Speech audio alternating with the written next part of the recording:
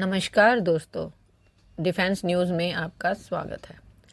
आज की मुख्य खबरें। कोरिया के हाइब्रिड बीहो प्रणाली भारत के कैडेट वायु रक्षा कार्यक्रम के लिए प्रमुख दावेदार। भारतीय सेना की 90 कैरियर एयर डिफेंस ट्रैक्ड प्रणाली यानी कैडेट की आवश्यकताओं के जवाब में, जिसमें न्यूनतम 50% स्वदेशी सामग्री हो, दक्षिण कोरिया के हानवा एरोस्पेस ने अपने हाइब्रिड बीहो सिस्टम को एक अग्रणी समाधान के रूप में पेश किया है।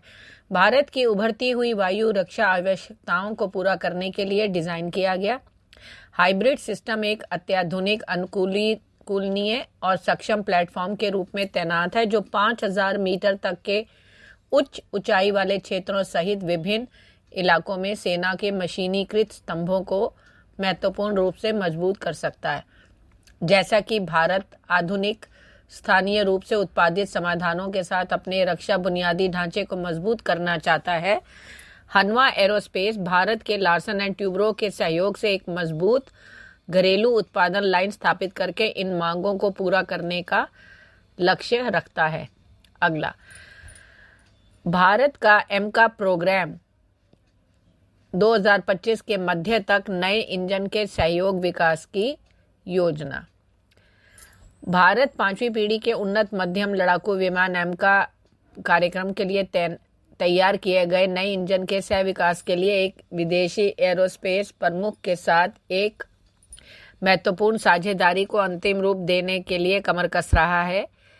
करीबी सूत्रों ने संकेत दिया है कि 2025 के मध्य तक इस सौदे पर हस्ताक्षर होने की उम्मीद है, जिसमें 2029 तक प्रोटोटाइप इंजन परीक्षण करने की योजना है।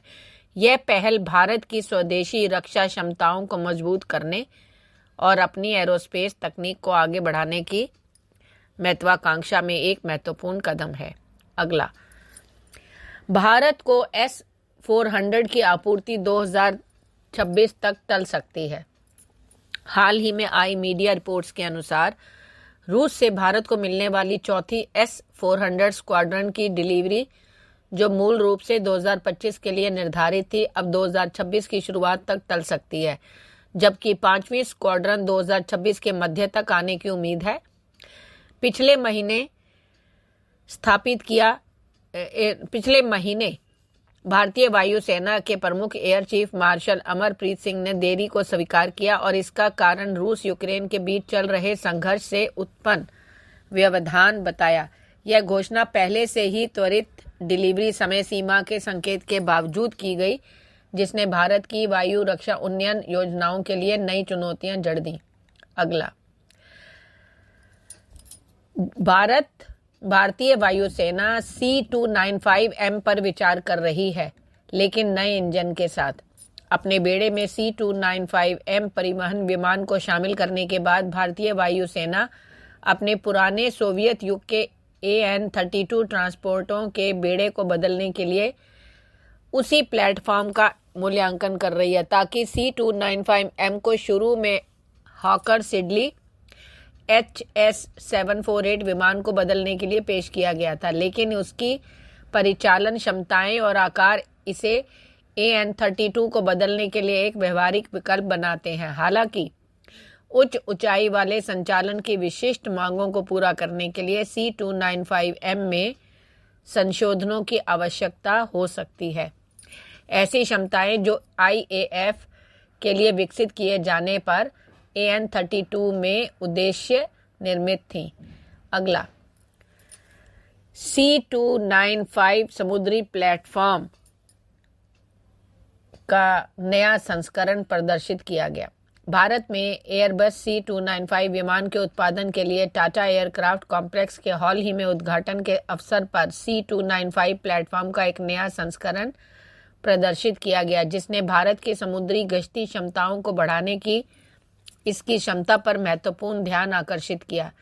C-295 प्लेटफॉर्म में प्रस्तावित संशोधनों का उद्देश्य इसे भारतीय तटरक्षक बल और नौसेना के लिए मल्टी मिशन मैरीटाइम एयरक्राफ्ट और मीडियम रेंज मैरीटाइम रिकॉन्नाissance विमान के रूप में विकसित करना है। अगला, बार्क को 190 मेगावाट का परमाणु रिएक्टर के विकास की विकास का कार्य सौंपा गया।